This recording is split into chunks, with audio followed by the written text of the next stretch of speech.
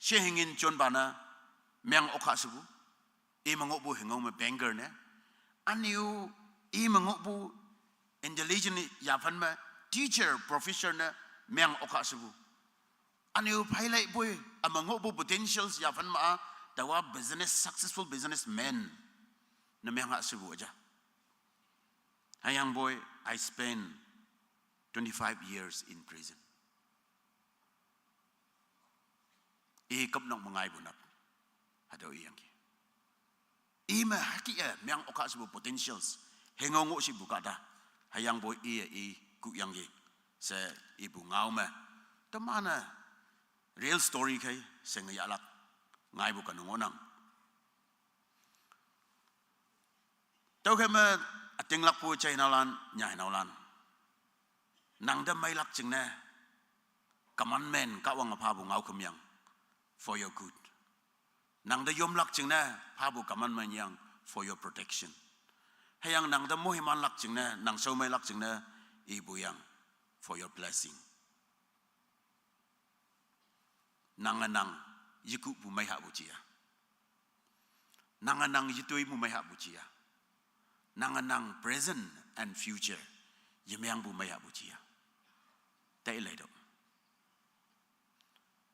And see, how do we steal? And you cham ku kama hanga ku nang kasi. Maybe you steal from the institution.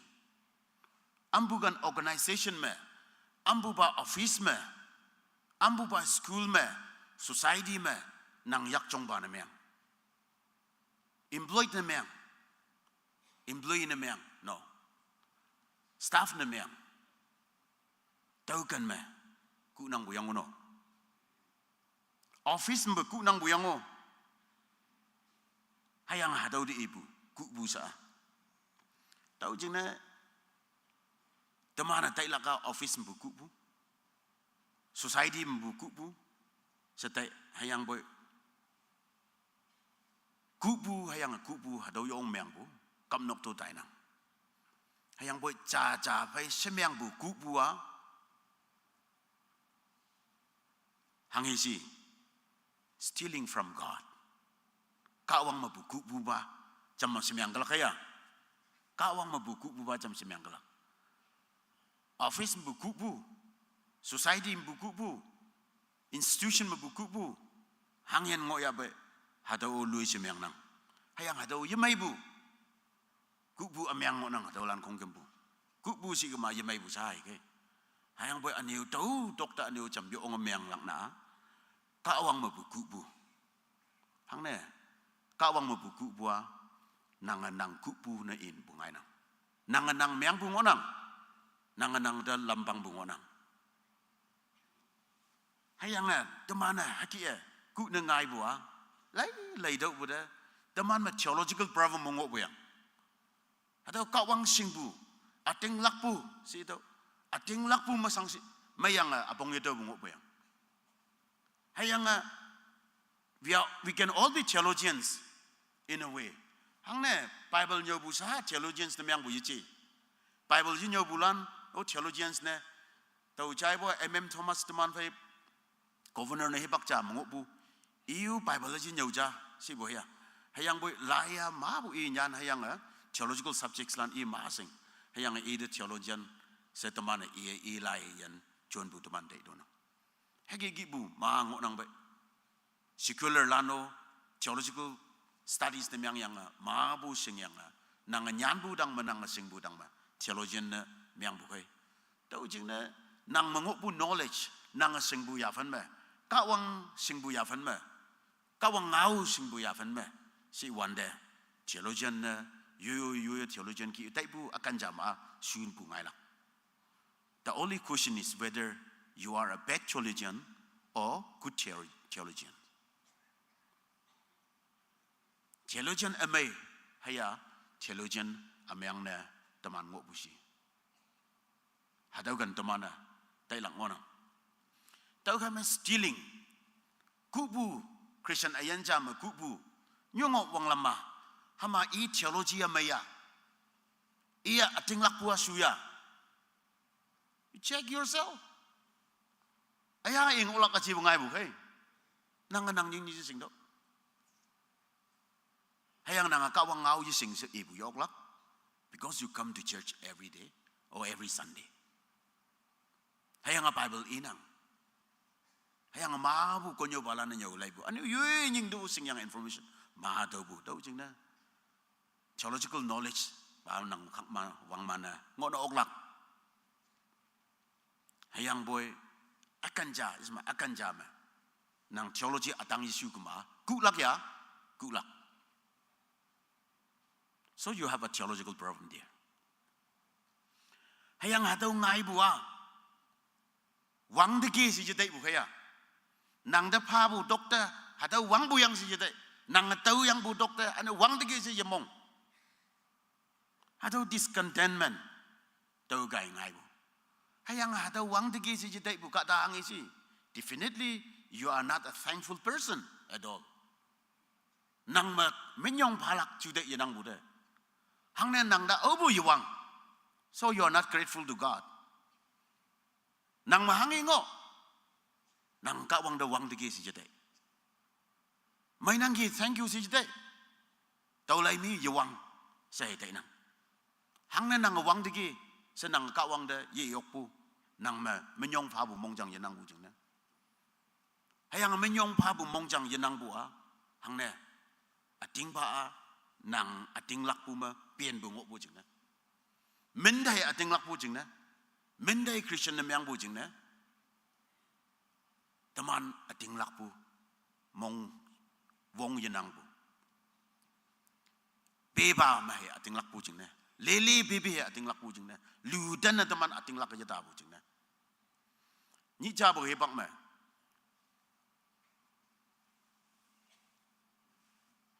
Ado RCC yong nok tenyingannya yong tau wenang haki tau nok nyingo hado tau nok nyi pa ma ka da cha hau sim ya wenyang chai masa sayang ia tau dang ma ke ma wen hau amai mengok bulana tak sin jam so tak kem mai ala ka cha tak si hayang haki itu i chai anh yêu hạt hậu đằng kem chăm bài câu một bữa chăm bài câu RCG đấy win hạt story đã lim beli tàu bu RCG nok tàu nok mà hay cái yang ta sẽ ibu ba mau cái ngang cái mau yang udoi câu ngồi đâu bữa cả đồng ngồi buka dalan yak aku anh yêu chăm bài câu một bữa tuổi atam cha ya yang i hạt một bữa yang phát tăng mang yang anh yêu hạt hậu sim cha tăng mà anh yêu kem yang RCG ipa ma hibu tau tang ma aniu kem macam ji yang oklak sia si oklak si hang na awang ni kem wen bu kai hadau ki yang tau wen oklak sia oklak aja si oklak aja a ting ting mi i hadau hang ki yang ani tau ma kem yang wen bu chambai ko dong wai wow congratulate mi yang kadalan dan yek yang akai apa kata capuk kai aniu nang pu yang temu wen lak si ibu awu yi chai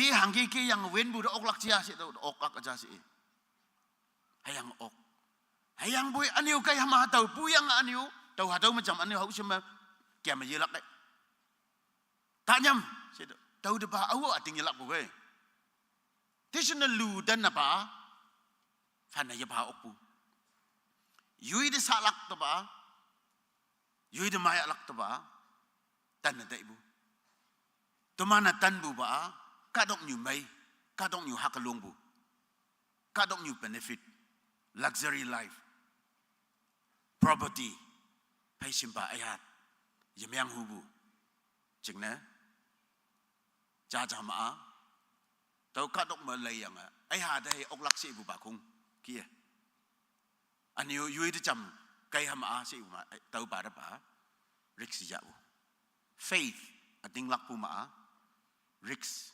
yingi wu ngok nang sa ating lak pu hai ngok nang sa ating lak pu si Hebrew 11 mi bu kai hai yang tau ma toiling bu heroes of faith lana ha ka ling bu kai nghe yang aja chi jenang bude jengi amin jengi bude hai ngoi lak hai ngok nang sa ating lak pu tau jeng na teman tau balam ma ating lak pu memong chong ngolak hama teman ayen ma kawang pai khak sung olak hai yang teman ating lak pu kawang iya không cái một ý control nam yang nang ý yom nang ý bau nang nang ayen na ý pai nang nang ayen na ý control mong nang si kama tisin ne mong sui lak oje nang si ude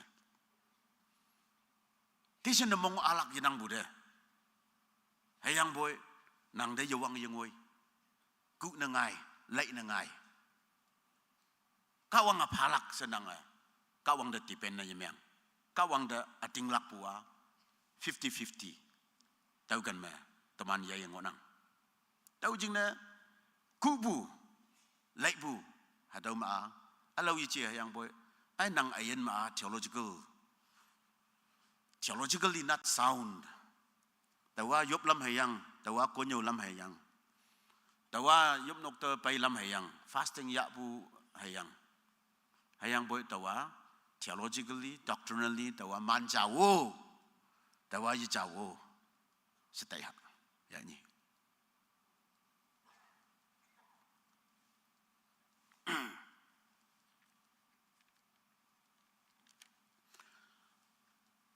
Kadalan teman mong sui bua, kawang wang dang kawang cia silma cinanggi sila. Hayang ada wang dang kawang nang kawang nang pa sa ating lakya. Hagayop ya, ay gayop nang bu. Si. Do you believe that God can provide all your needs? Sebai. Kawang nang da bongbong memang bu asa palak cia. Palak si. So then, hama why worry? You still worry, right? Hang ne aniu mong sang bu. Ma tau mo theological problem mo nang yu.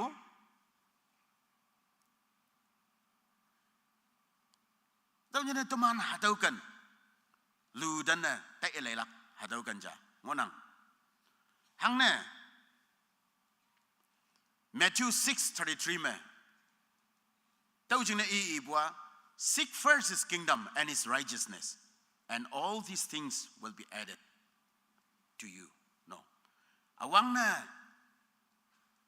i achaw ba hayang i angjing yam do hama taulan say nang da pawe ya palak to awang ba ma nang hayang mongjang ba kawang da pa bu kai tau jing na nang hayang mongjang kawang da pa ok to bu de maabu teman mong sang bua tau reflect na yang nang kawang da nang fan pa bu tau mau nang teman mong sang bua kawang ho yang mong sang bua teman spiritual immaturity ho nang ya ma ye chong bu long mai na man me opu tau ho nang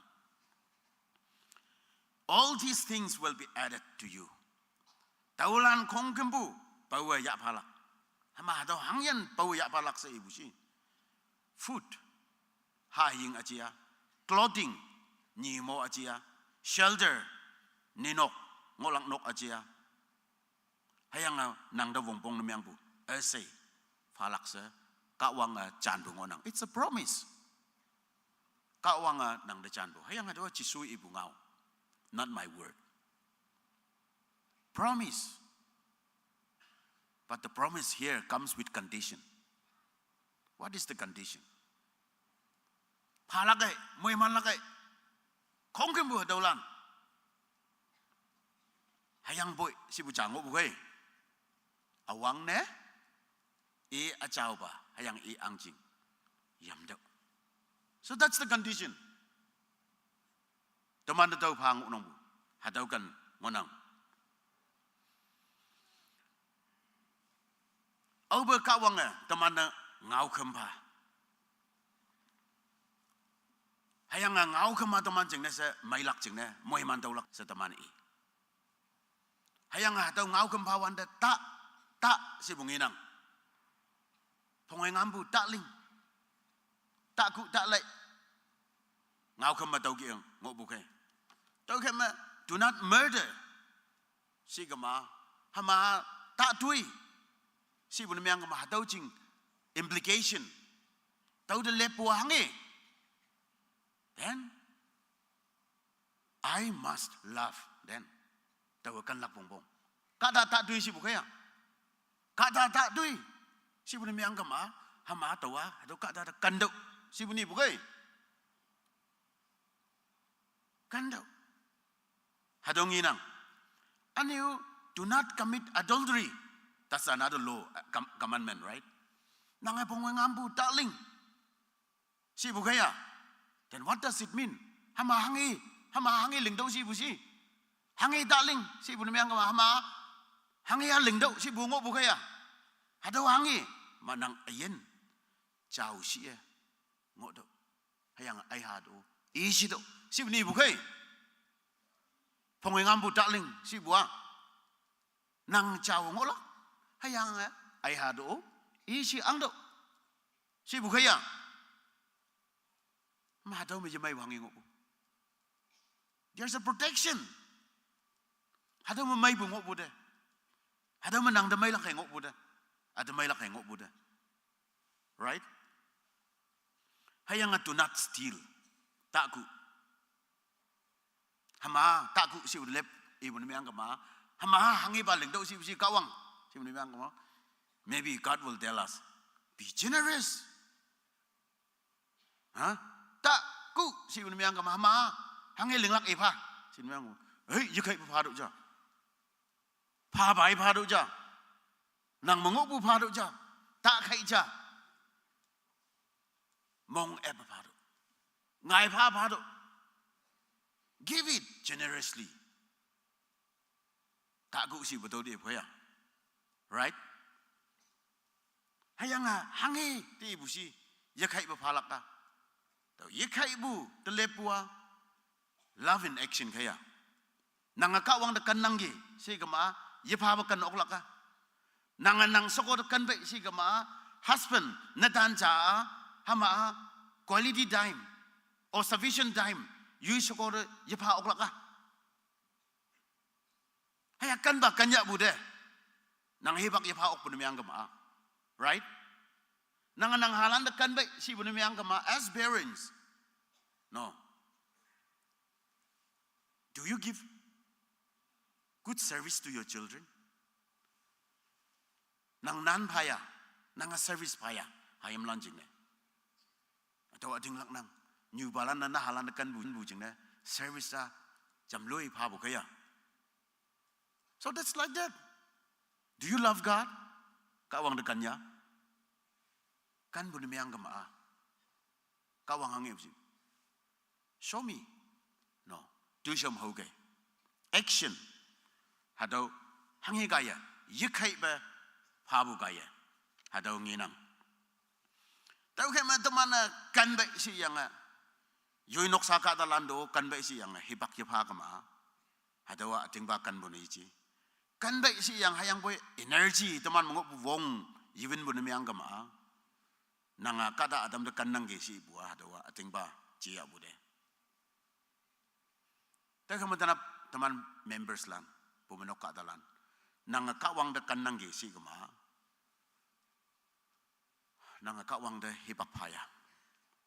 Do you devote your time? Service fire. Hayang let us come to money. Ngin de paya. Hayang hadaw ngin de pay bunemiang kama. Bible ma yop lak chiang 371 ki ngonang gi se hagahunang gi. Yop prayer mention nemiang bua. And you ating lak believe 275 times si biang. And you kanbu love chiang 714 chiang times menyan ngonang gi si biang. Hadwa English Bible best nemiang inang bai. Tau kema prayer and belief pai ba kanbu chiang ba siyong se John bu words times repeat na miyang bu 714 times. Hayang anu giving give habu chiang. Hadaw chiang ba 2,162 times. According to Rick Warren, hadaw pastor, purpose-driven life, purpose-driven church, right? The writer. Hadaw lainyan ba jang ono?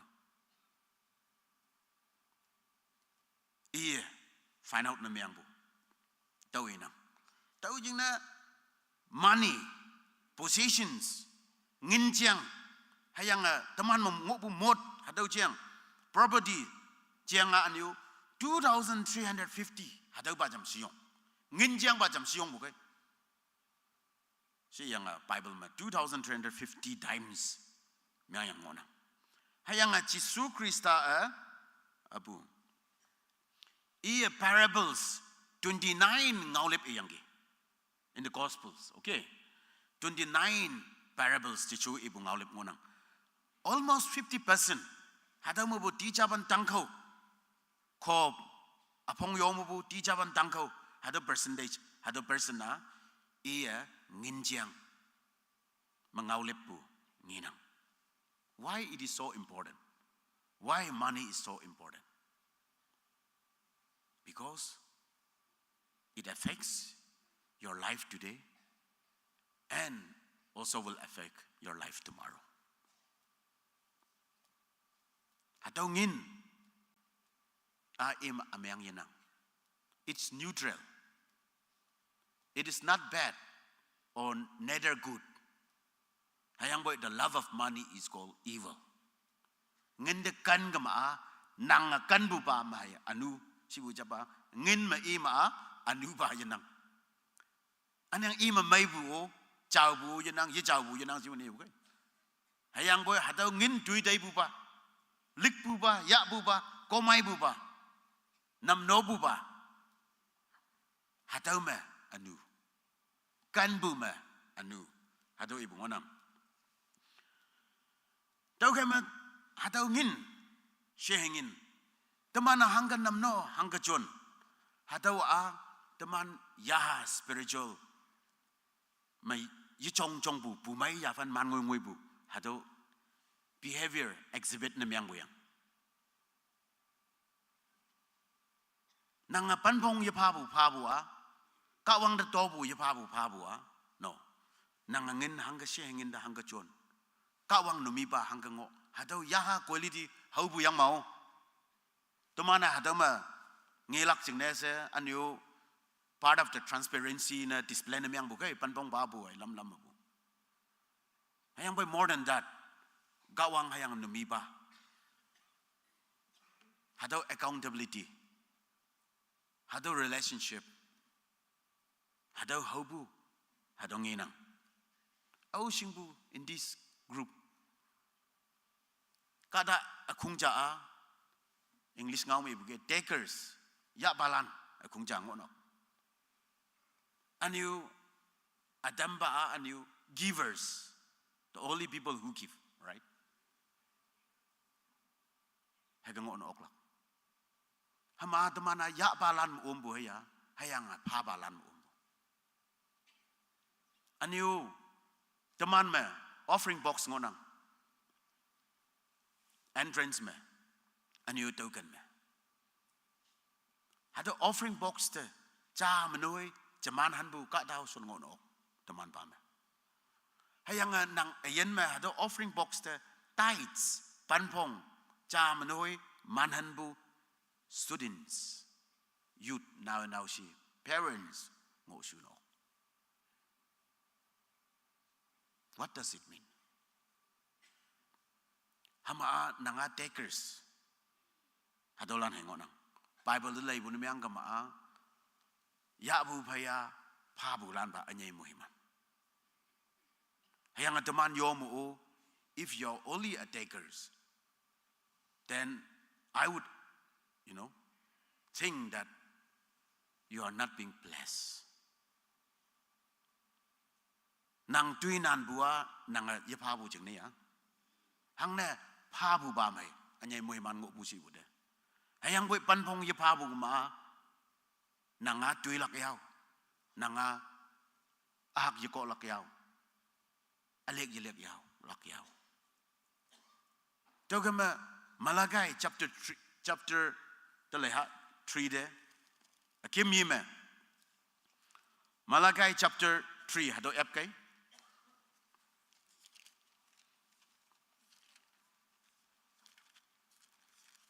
the last book of the Old Testament Matthew so mulake khongkim buto ep kai tamana cham iya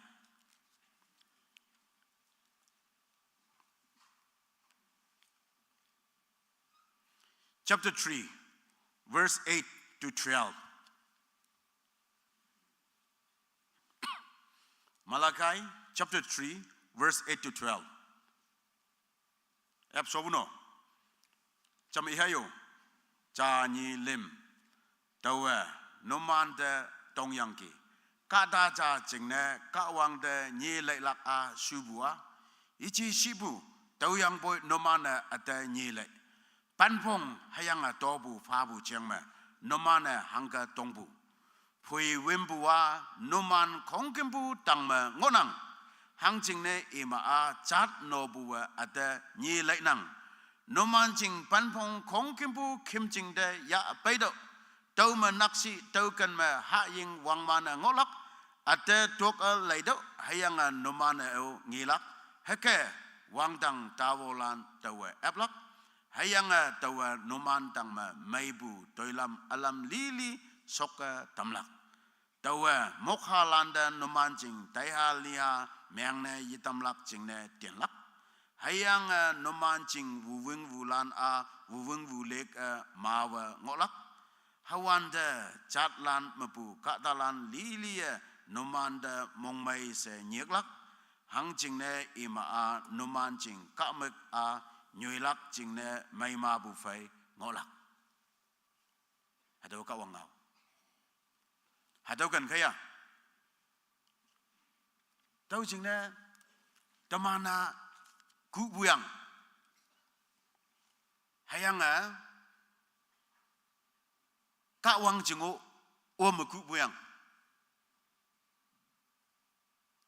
hayanga semen lampe yomabu the first 10 is called tithes that belongs to God to kay the first principle to mana practice to malak yang taubu asay mabu awang papan out of 100 mabu pan right 10% hadawa tau bai cham se mam se ana ang lakyang hayang hadawa ka wang kim jing ya pe lakyang tinok nyugong a panpong phalak jing ne lengin tau bu myang bu menok pha ma yup yang pai ma nyugong de phanang do envelope e apala yang panpong sai sing myang lak to mi tisin phalak ngok bu halan yang se yang ning e yang ang na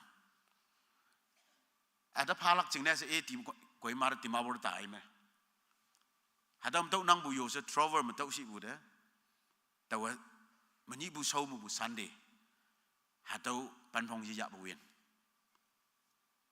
kai dai hayang aniu lai yi yang lai si bu de trover ma tau ngi hadau den hoi tawa yong I feel guilty ai hadau panpong wa hang na tawa aniu panpong ma ang atau trover ma ang busi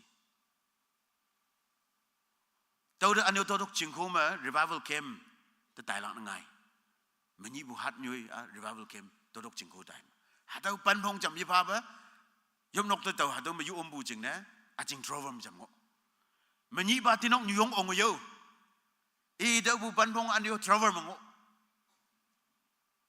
no to mi ba mo wo si ani nyam se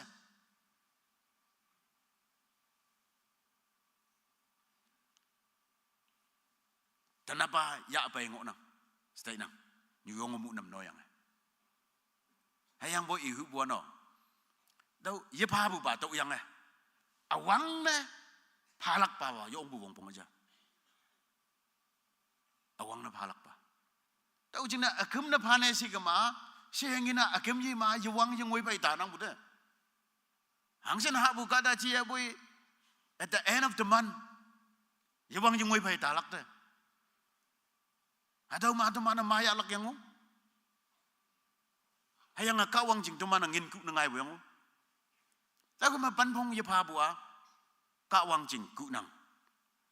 Hayang nga hadawan nang ku nang. Hang ne, nangaya haya nang tau dokte ku ucam ku nang.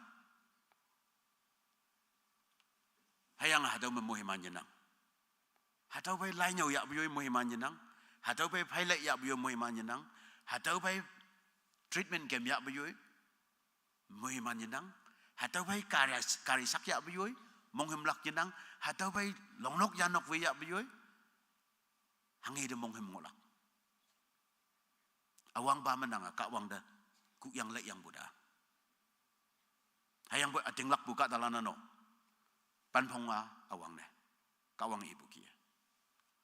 Ijing tumanjing o yici bu yao.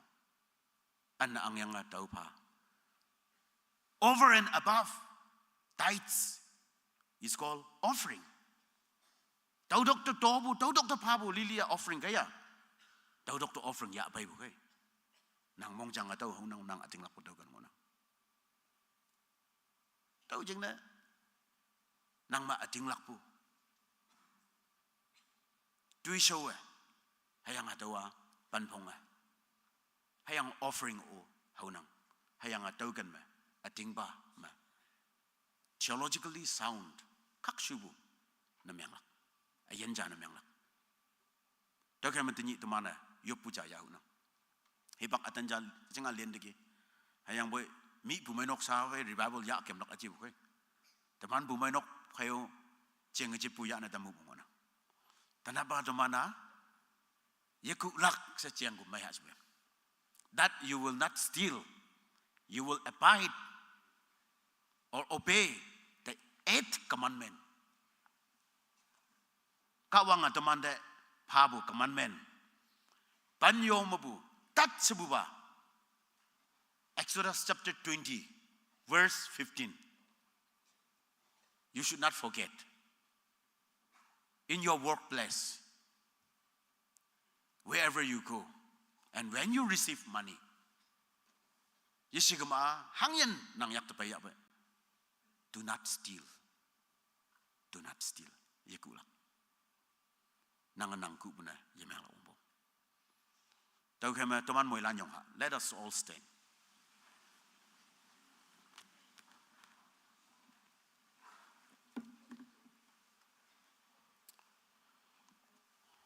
Teman mo ilan yak yoy mong jang tang maga anga. Hayang yoy ating lakpu hayang yoy mong jang. Kawang da fana faha. Hayang malaka lai mo ngopu panpong chiang ibu teman chai digi. Hayang hadaw panpong nang abakan ma yobakum hadaw yopnok hadaw kim jing sa hadaw bailok. Jing de, jambakan de, jamupong puna panpong yitai lak.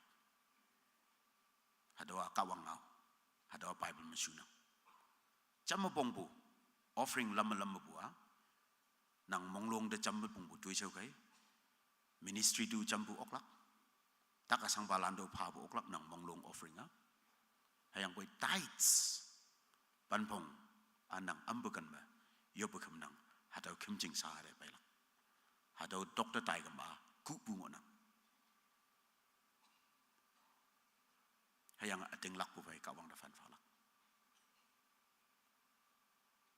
tau kema tau hayang atinok ating lakpo bay kawang da dobu falak panpong mataw ngau ding ilak sa yoy ning da fan fa bay cham zyo boy bagya ai chao ba ata ba yongwan ba kawang nang song da tuman pai boy o wang dang kawang nang tuman yo pu chai ba mong chang kan mong kawang nang sing nang o yung wan ba kawang nang mo himana dambo hang shin ng oya ba adaw kong kim bu ching ne kawang ta wang de ge se ye yok pu nang da menyong pa yo ok pu nyong wang lam ba ngon da dam ayang boy nang hangi pa nang hangi mo himan hadaw dang ma wang de ge ngoi de ge se kawang nang de minyong pa bu mong chang pai chin de ating lak pu ma bong nang ngone dam pa tau ngau bu ngau ma tau ling bu tu sau ma kawang nang mong ya lak ne se ngai ne da dam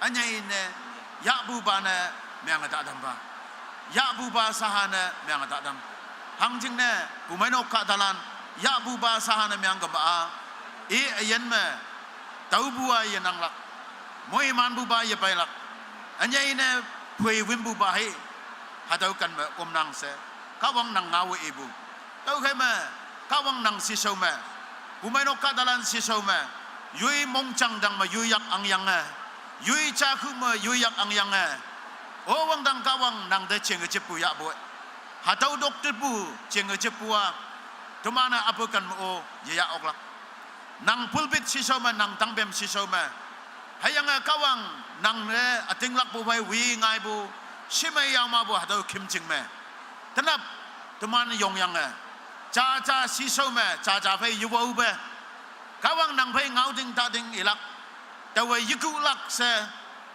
yui cha khu ma yak ang yang kawang nang phai cheng che pu ya bo tau ka mawang dang kawang menyi de ngoye yewang yang ngoi bu bai ngoi abu amyang ngone dam yang pa hayang nang de ngau ding ibu ga ye yu yen nok sa ma chai bu ngai lak kawang nang hang yen ngau khum pha yang ge hadau ngau khum lana tumanda mai lak ching na pha bu ngau khum hayang tumanda yom lak ching na pha bu yen lak ching na pha bu ngau khum hayang tumanda moi man tau lak ching na pha bu ngau khum se mong mai kawang nang de minyong phai ya boy tumana chai bu ngau tumana ching che pu khak shua chuan wang dang ngoi ne tam pa yup nang tolana se upa nang mong ye amen kawang moi lan de moi man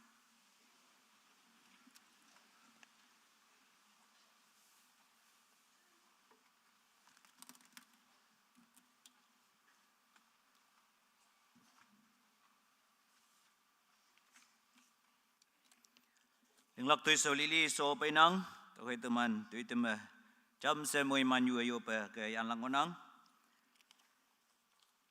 ado so me singne tam hu bu singne tam lak wong pong ngau cha to ke i tam nang wang chai se KBCM Youth Ministry ngau song mangop bu ke ok pu se ne soul winning ministry ling lak se ke ngonang ado me ya fan ne teman street preaching ya pa yang ki tau kai tening o yalak ba ke street revival tai tem ya akung wang lak tau kai ngai ni pu hat ni ya ke ya wang lak ngonang to music committee me akung wang lak music committee mong me cha chon ward ai ta cha ward mu ni ngonang tau kai teman weather mai pu ne meng ka ma aga ya tai lak amai hu ya weather ya mai ba ngai pu ne meng ka ma postpone ne meng pulilia teman music committee chairperson secretary lan me no man ngau san pong lak to ke me ada ward ni mabu yopu committee lan no man moilan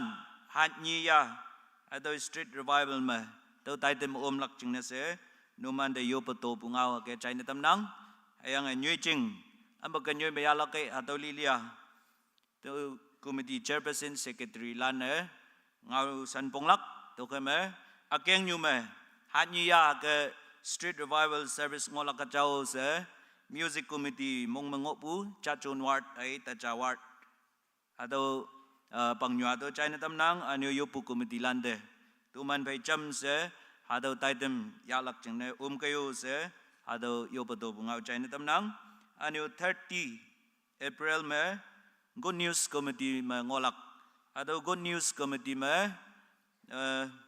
NST o mangonang santam anyo tumbang ado ni o mangonang good news committee mong me to kaya to 30 April ake champahat hanyi ni me ke ngola ka chau se ado chai ni tam nang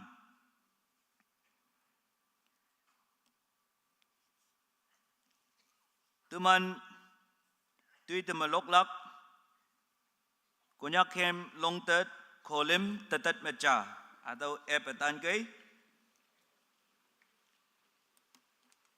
atau epengoan de tini tui kungwang ayo pu ba mo wei yang mong mai ngau anyo hemwing anu kunyo bu numan lili de yong maya ke ya tambu jingne kawang mikti siwa tambu jingne mong maya nang numan este de kawang muiman si se minyong pa bungao atau kia china tamnang atau hem lok yang phải mà tuman chăm se yup lak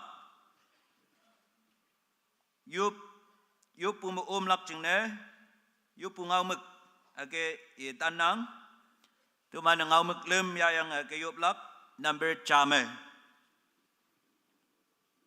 tuman yong sang chute mong sang tan pu election yong me ya so bu jingne zero word me tuman ake so bua katok nyume ngau awang pa atau nginang demokrasi me hayang boy atau oktaki se tuman mong melak ngau yichi atau follow up hangi pai lakai tuman au ine yok tau jingne sa oktaki se tuman atau abstain ne yang pu ok putia tuman mong melak achi tuman atau awang pa yafan tuman sapu ngawing katok nyude sundepu atau hangi palam pai lakai tuman yising atau siong pu jina anu yob lak ngonang to kema tuman ne tembuki kong kembu mong saya angote la pu yang ai be abstain ling ok pu jingne kawang te menyong pa ni sebu pa me hatau tuisau ta angau lak jingne anu hangi pa ya phan mangai lak kai atau lili along lai woi lak jingne jisu krista la moi pa ne meng phao se tuman ne ngau mek ni me hatau yob lak hatau yob wan de in piu woi palan te itolak in jios woi palan te itolak ayang tok tim teman le angpu atau tok tim lan te itolak anyo teman represent yang kayo sa sunpu teman legislators members lanu teman te itolak ngonang to kaya atau lili te itokay anyo lim sebu pame tini teman si soma payangonang discipleship Bible College student iman ministry akong wang lakjang ibu teman China sawana theology ibu lili student kong kempua practical ministry me engage na yang iman yong nan hit pu hipak changonang to kay teman lili tini sai ji yang pu yo nok me theology nyaw ngopu student lanjang na yalak pa yob lak China tamnang yang tini teman pe subu kay iman jing teman special prayer hakapalak to kay iman yang ngau muklim iman jing teman yoblak peli me teman tini putai tem yong me so tambu jing ne takku yang khak suwe kawang te to bu pha bu me moi man se nyum ba kai ngau yang ki atau moi man ya yang yan tam phao se teman atau minyong fa yang yoblak to kai ngau muk peli te tan kai yang atau hem lok so yang pai me yong tan lak jing ne Bible student lan disciple Bible college me bulan numan yong tan lak hem lok so yang yesut pe yong lak kai anyo in piu wenyu wei palan atam masu pu ne meng kema alam chamen nang hatau ang kiki keo sa ang pu wenyu wei palan ngok kema nang lak kai yang ENW me ausin ngonang nango yong kai yang teman NGOs me achui chia ayong chia hong ni pu involvement me ongi pu public movement me ausin hang kiki nang tui leng ya pai nang sing ngonang to min yakum to ke hem lok so yang pai me no man no yong tan kai anyo tok tim me ausin mengoya pai masu pu ne me kama no man no yong tan kai yang ha to tok te to yakum pu to injus me tui leng nang se sangnyak ke nan win ngopulan no man lili hem lok so yang pai mayong tan kai alo lan teman mulan asut lak yang hatau ngau mek peli jam se hem lok so yang pai teman ha kai ayub lak okay atau yob so ma teman mulan konyak hem lungtet kolem tetet mecha atau lok yang teman yob so lak okay mulan yong kau mek ti so atau hem lok